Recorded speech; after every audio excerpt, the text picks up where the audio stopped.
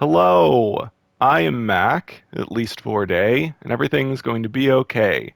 Today I'm going to be trying a new type of video format. I have one of my viewers here. He's called Clayton Parrish on YouTube, and I'm going to be interviewing him. He's going to be telling me his ideas for improving No Man's Sky. So this is going to be a new type of video where I have a viewer talk to me in the video. And so if you would be interested in doing a video with me, um, you have to have PlayStation.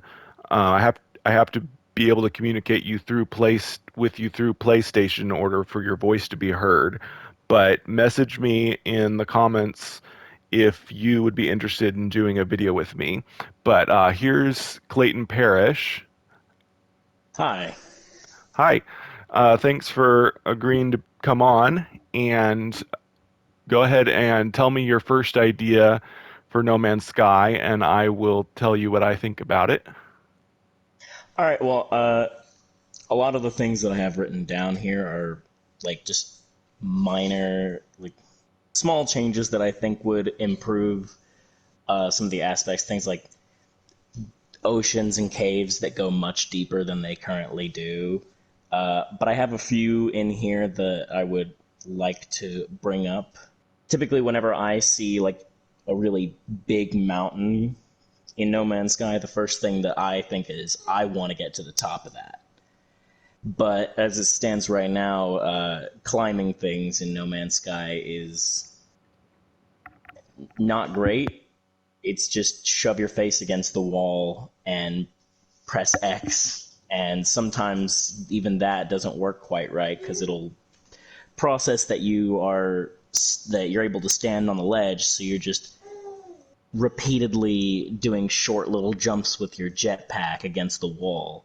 So I felt like a way to really make that more satisfying for players would be to add an attachment to your multi-tool that would function like spelunking gear, where you could launch a cable up into the side of a cliff or a mountain and climb up to make it a little bit more satisfying, and you could get a lot of really good pictures in photo mode with that. Yeah, that's a great idea. If we had some type of grappling hook or something to shoot to climb mountains, that would be so much better. Because, like you said, going up mountains in with just your jetpack is awful. One improvement that they've done lately that has helped with that is the addition of flying mounts, which we just got in the Visions update. So I've been liking that, using flying mounts to get up mountains. I'm right now I'm getting out a flying mount to kind of demonstrate what I'm talking about. But yeah, flying mounts help, but a grappling hook or something like that. A game that I play, I don't know if you've heard about it, Boundless. It's basically a game like Minecraft, but it's MMO and everything. But one of the really nice features that they have in it that Minecraft doesn't have is a grappling hook. You can just shoot it up to a tree and it will like instantly pull you up to it and everything. So yeah, that's a good idea. This one's just a not huge improvement, but I still felt like it would be much more satisfying. So I'm not really a fan of the fact that a lot of fossils are just sitting right under the surface. So I felt like if they were to, as I mentioned earlier, make the oceans and caves much deeper, I feel like it would be more satisfying to specifically place buried fossils at like the deepest areas of those of bodies of water and in caves, so that you really get this reason to explore caves in the ocean. Yeah, definitely. I've often thought about that for many different resources, such as the resources above ground.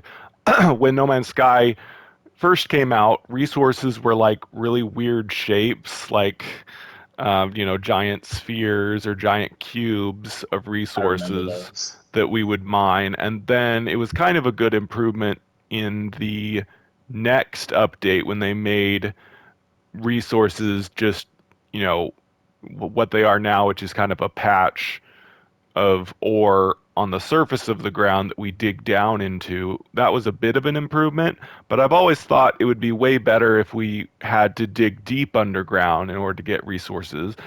To use Minecraft as an example again, that's what you have to do. You actually mine, you go deep underground in order to find diamonds and iron ore, etc. And that would be, much more realistic how it is in real life. We dig deep underground to mine stuff. We don't just dig up these giant piles of resources right on the surface of the ground. And like you said, it would be really good if fossils and other things were like that. Basically, they should program it so that they would spawn on top of the bedrock, the indestructible ground that we hit if you dig too deep. Make it so that we have to dig down that deep in order to find the fossils right at the bedrock. So I yeah, actually good agree with idea. that a lot. I think that makes a lot of sense. Putting it onto the bedrock, I didn't even think of that. Well, not under the bedrock. Unfortunately, sometimes you get like buried tech that will be under the bedrock and you can't get to it because the bedrock's indestructible. But if they would make it spawn right above the bedrock, then we would have to dig deep in order to get to it. One of the things I felt like that, like right now as No Man's Sky stands, I don't think there's really all that engagement with specific planets. So I have a few ideas to help players stay in one spot for an extended period of time because I feel like there's with this terrain generation, proc gen terrain. Uh, I feel like there's so much that we could be missing because we're just okay. I just need to go to this one specific spot on the planet, and then I'll just grab what I need, and then get on out of here and go to the next planet. And that's not very exciting for me. I feel like it'd be much better if we could actually like had a reason to thoroughly explore these planets. And because some of the best experiences I've had is in No Man's Sky is doing that and then stumbling across something really interesting and being like, wow, if I had just left this planet 5 minutes earlier, I never would have found this. Making better rewards for players that survey an entire planet, improved interactions with NPCs at minor settlements, and a few other things that I'll get into in a bit once I get to them on my list. Yeah, they definitely should do a lot more to make us want to stay on a planet for longer. Because, like you said, everywhere you go on a planet is exactly the same. There's like different shaped terrain, but all of the assets are the same.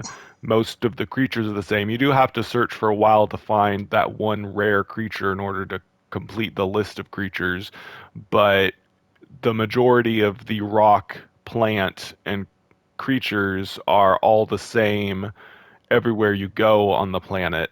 Um, Something people have suggested a lot is multiple biomes on a planet, which creates its own problems because then, let's say every single biome could be on a planet, toxic, radioactive, lush, cold, etc.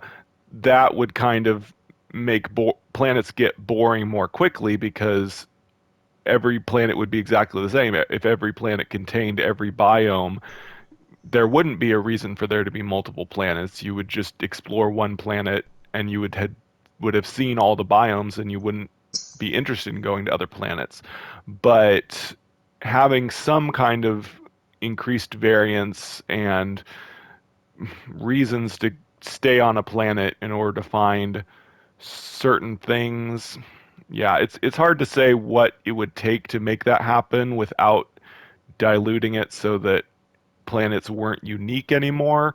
Um, Such as, well, when you first start the game, you want to search for certain types of buildings. So you could explore one planet a lot in order to find a lot of a certain type of building. But the problem is every planet has every type of building, with the exception of exotic and empty planets. So if you're looking for a certain type of building or if you're wanting to explore buildings, you can do that on any normal type planet. So it doesn't, yeah, I think you get what I'm saying. It's kind of Yeah. a puzzle to figure out um, how to make us want to explore one planet without using up that so that there's no reason to go to other planets. But I'll let you continue. I actually expand while you were saying that. I thought of something. I feel like I've got a few new ideas to expand on that. I think what would be a good idea is to add unique planet areas. Maybe similar to how the north and south pole of the Earth are extremely cold.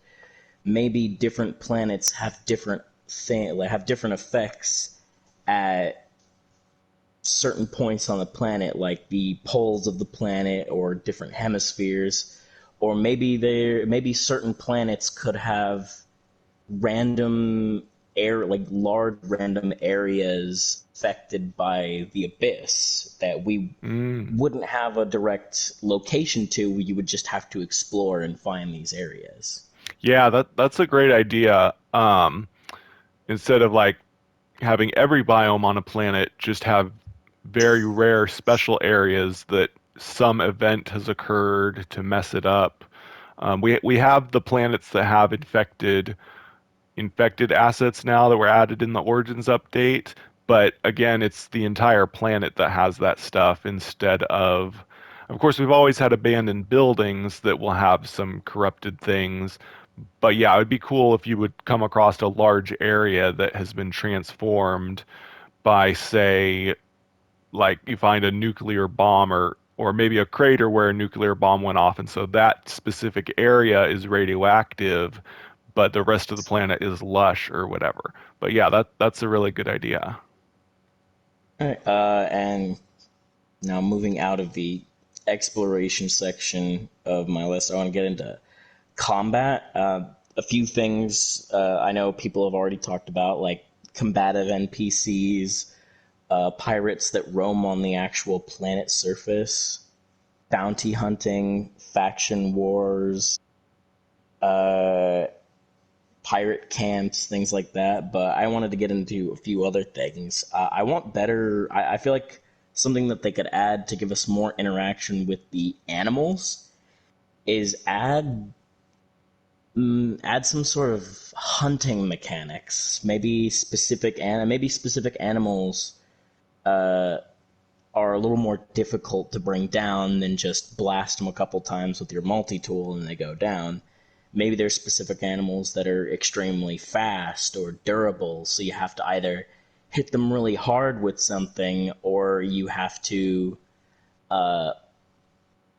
make sure that maybe they could add, like, for really quick creatures they could add a long scope for your multi tool to go with the blaze javelin, so you could really aim for that critical hit and take out this fast creature in one hit like you would do in hunting, and rather than just run up and just shoot it over and over while it runs away. Yeah, definitely. That's something we've discussed a lot is, making creatures better and more of a challenge for the when we have dangerous creatures, like actually have some variance in how hard it is to take down a creature. Larger creatures do have a bit more health than smaller creatures, but once you get a strong enough weapon, it's not really noticeable. You can Once you have a fully upgraded shotgun, everything can be taken out with one shot with it.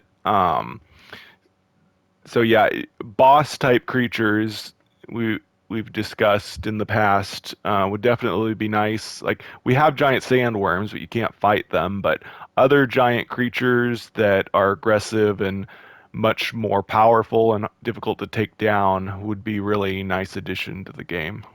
I definitely would like to see a change in either the Sentinel wanted system or maybe add something to make it more interesting. Like, I would really like to see a different way to end combat encounters with Sentinels, because as it stands right now, it's just you fight them until you get a full rating, and then it just repeats over and over and over again. And something I thought of that might be a little bit more interesting, that like, oh, if you get into a Sentinel combat, your options are either fight forever or run away. But what if instead you could either run away or you could fight and fight until you reach that full wanted level, and maybe at full wanted level the Sentinels become highly aggressive, and it makes it so that you can locate a nearby Sentinel communications hub, like a similar to like the manufacturing facilities where you have to break into the building and get in and hack the system and reboot the local Sentinels so that they lose their aggro towards you. Oh, that's a great idea. Yeah, people have suggested having, like Sentinel factories or whatever before, but I've never thought of the idea of the way that you locate them is by fighting the Sentinels. Like once you reach a certain wanted level, like say you beat all the Sentinels in a wanted level 5, then like you said, that allows you to locate their nearby center of activity. And then if you destroyed that, that's how you have to get rid of your wanted level. Yeah, that's a great idea. That would add a lot more. And there could be some kind of reward at the Sentinel outpost or whatever it would be called.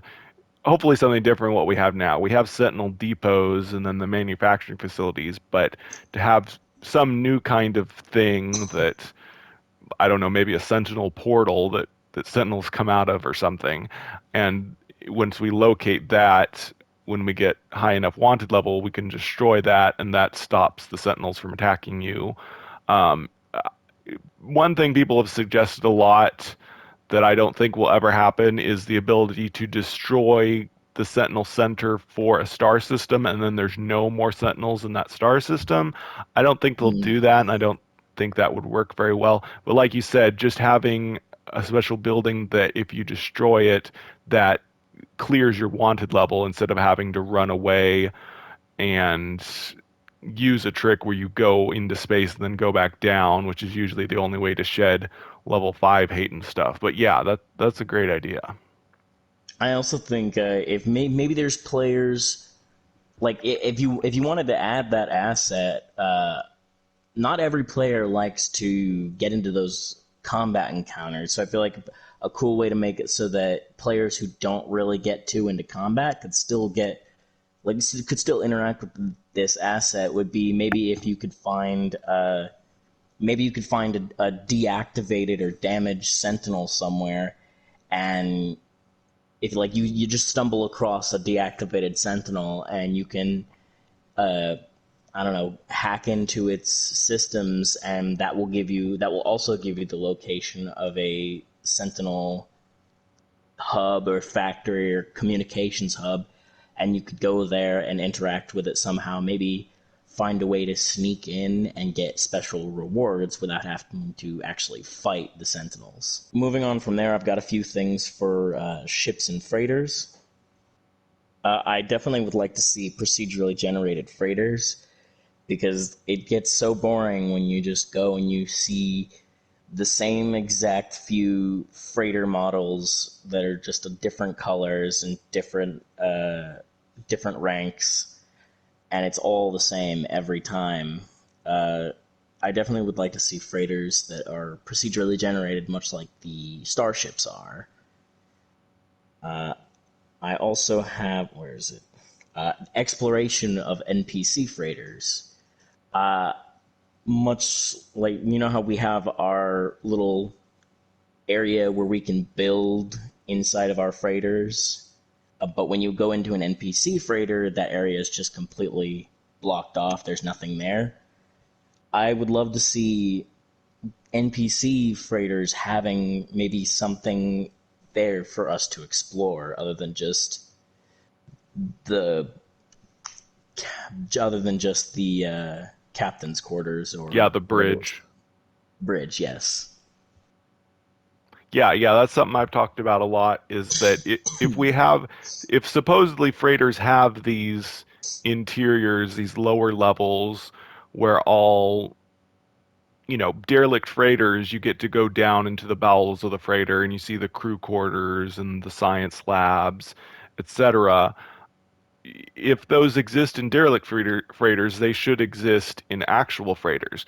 And like I've said, sometimes the the base building is supposedly that, even though you don't go down into it, your base is basically supposed to be where you build crew quarters and have that as the way you want it. But it would be cool if there was also a lower level that just has procedurally generated crew quarters and, like you said, other NPCs down there that we could talk to, interact with, and make it seem more like there actually is a place for the crew to be besides just the bridge. Okay, Yes. so I'm going to do an outro for this video. I think Clayton has some more stuff, so we're going to do another video right after this one. But I don't want this video to get too long because my internet's fairly slow, and with the higher quality videos I make, they take forever to upload. So I don't want to go too much over 20 minutes. But I'm going to do an outro for now. Thank you, Clayton Parrish, for being here.